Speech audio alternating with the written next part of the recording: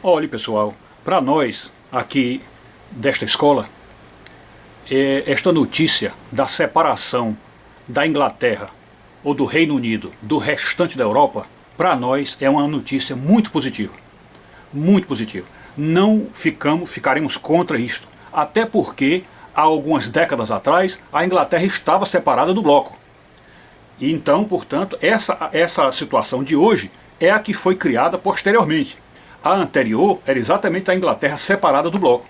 E precisamos nos lembrar que foi por causa dessa separação que havia que a Inglaterra ficou assim meio como que filtrada, ou seja, ela ficou até certo ponto isenta ou purificada por não estar ligada ao turbilhão e à pecaminosidade da Europa.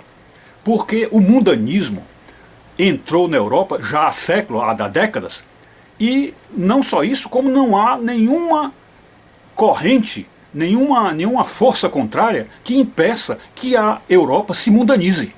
Nem mesmo a presença do Vaticano no meio ou no seio da Europa tem conseguido refrear ou impedir que a Europa se mundanize.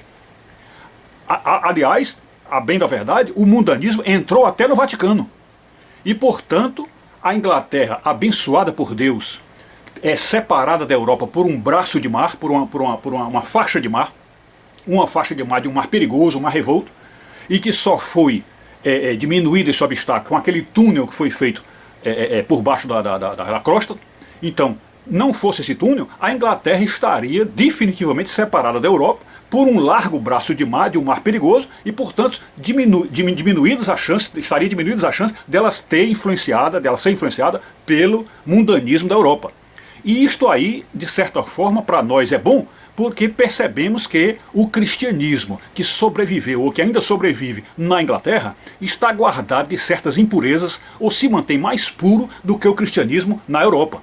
Então essa notícia de que a Inglaterra se separou por obra e graça de Deus, porque a palavra de Deus diz que tudo que acontece neste mundo está sendo feito pela vontade do Senhor, basta você ler lá Romanos 13, você vê lá em Romanos 13 dizer isso, como também na carta aos Romanos, ao longo dela, no capítulo 9 de Romanos, vê-se claramente que é a vontade de Deus que está sendo feita.